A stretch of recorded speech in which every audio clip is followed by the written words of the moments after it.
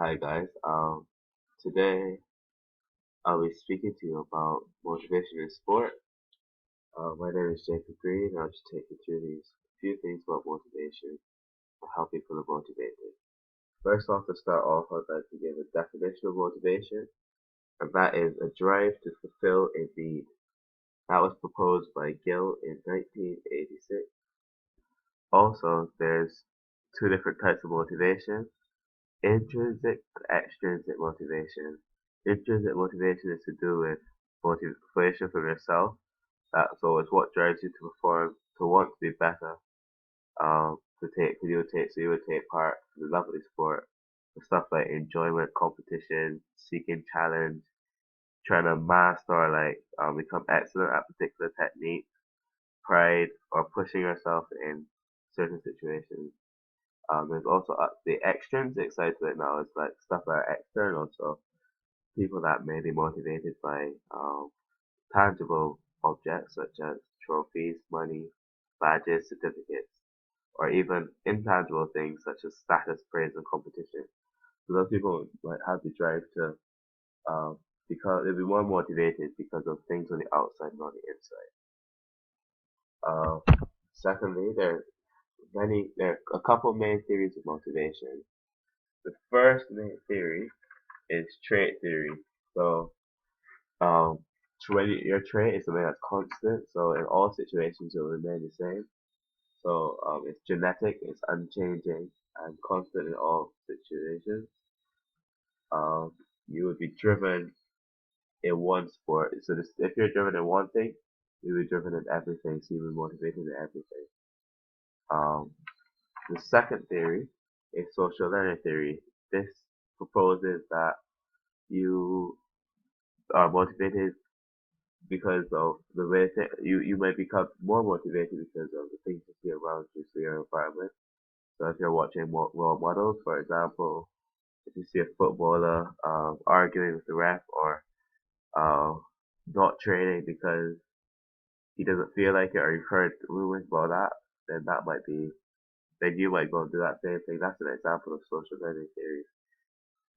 Those are trait theory and social learning theory are like very extreme, two different extreme ways.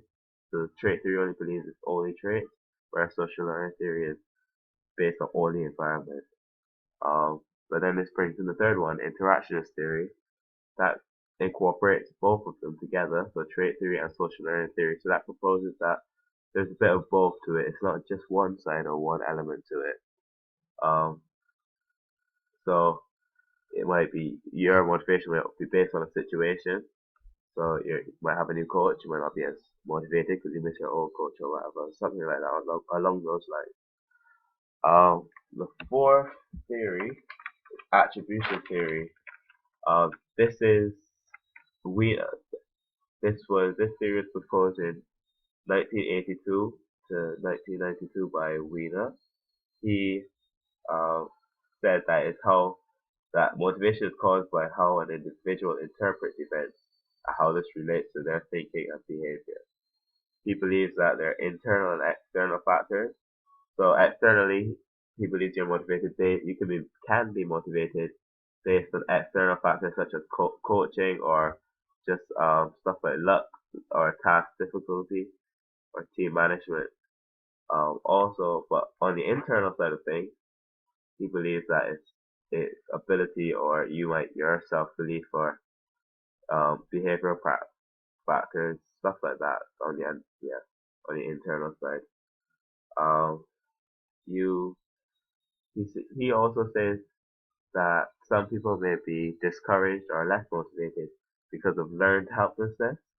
So this may happen because of constant failure. If you constantly fail all the time, you may become less motivated and you just give up on certain things or you just judge it just because of your ability. Um, so there's something called global learned helplessness.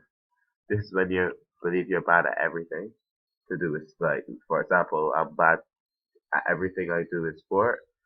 So you believe that you can't perform it well in any sport.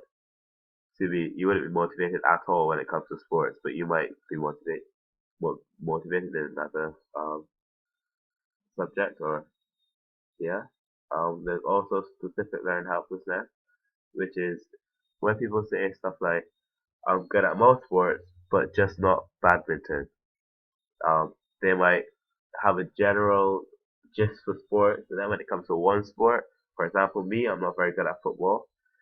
Um, I would say, well, I'm not a footballer, but I could probably try everything else. I could to play at a certain standard, so they might be motivated to do all sports except for football.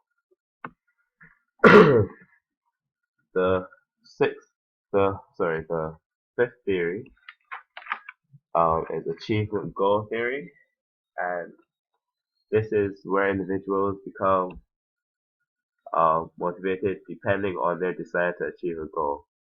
So this was proposed by Duda and Hall in 2001. People they say that people are either intrinsically or extrinsically motivated, similar to the two different types of motivation, but they have different names for it. So they call the intrinsic motivation task goals and the extrinsic motivation ego goals. So in task goals, this is intrinsic. So people are motivated to do something just to master the techniques of self pleasure and consistency.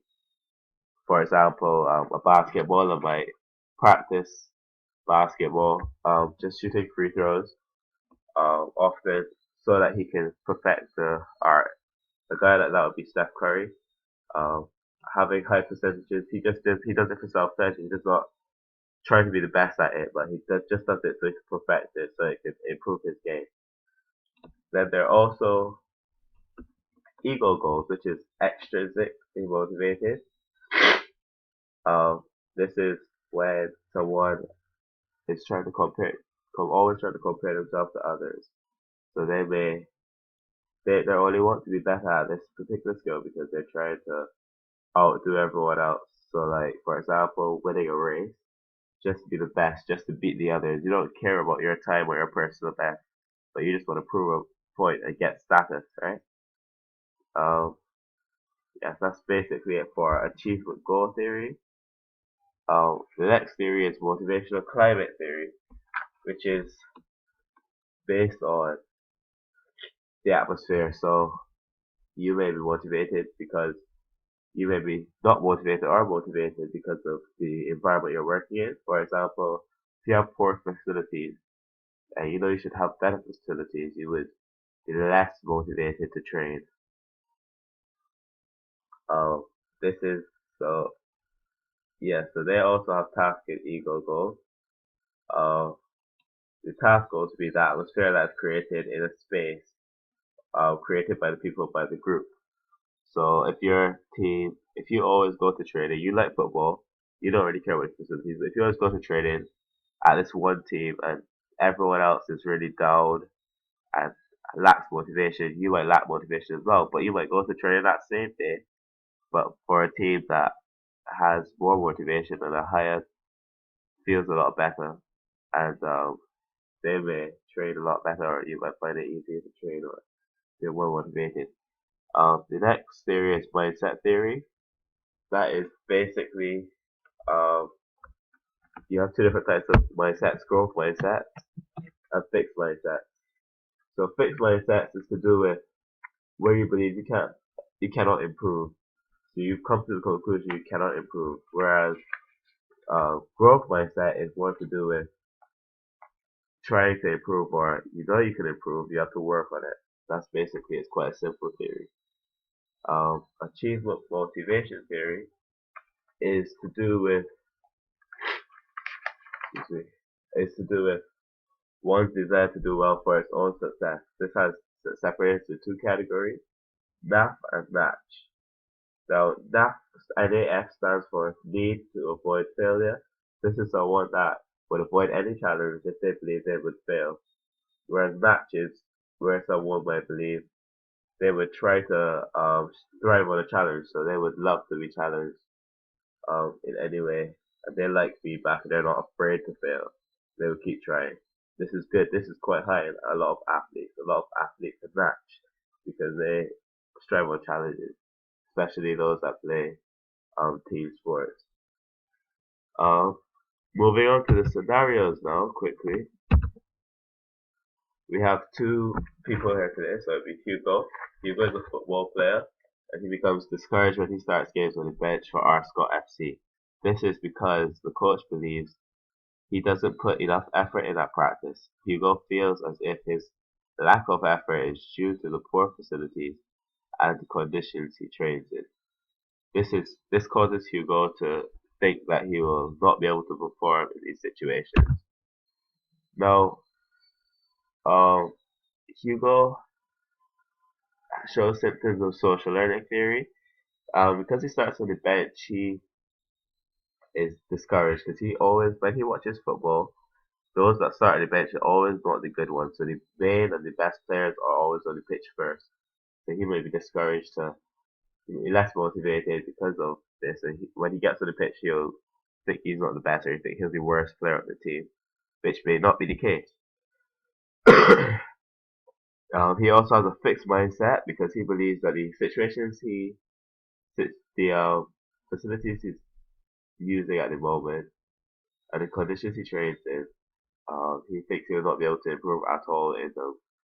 So he's fixed. He thinks he can't improve. Um, that is the link to motivational climate theory because um, the climate he's training in is stopping him from improving. Well, to him, it's stopping him from improving. So if he had better facilities, he'd be more motivated to train. Last, the attribution theory. The coach picks on him quite a lot, so he'll be discouraged quite easily. Which is bad because if he's discouraged, then he will not want to try as hard.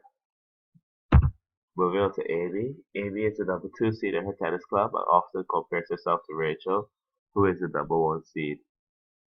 This comparison drives Amy to want to be better, so she started focusing on her serving in practice to improve that aspect of her game.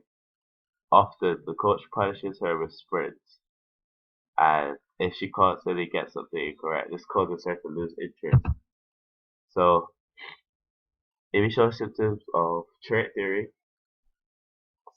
simply because not only in school is she less motivated when she fails, but she's also that way in tennis. So when she's at school, if she fails the test, she'll be discouraged and kind of shocked by it, and she won't try any harder. And that happens in tennis as well, where she is not doing performing well. Also, achievement goal theory, because she's the number 2 seed, she often finds herself comparing herself to Rachel, and Rachel is quite good compared to her. She wants to be like Rachel, but she finds it hard. So that would actually be good this time, and it will motivate her to try to be better or catch up with Rachel. Lastly, achievement motivation theory. The coach doesn't give her a lot of feedback and just punishes her straight away because he believes that she should know what she's doing. Um, this could be bad for her because she may not know why she's getting punished. It'd be very discouraging for her because she's scared of failure. So she's quite a daft person. So she'll try to find the easy way out and not want to be the person that fails all the time. So she'll try to find easier tasks to do. Because she's scared of failing and getting punished. Well, thank you today for joining me, and thanks for listening.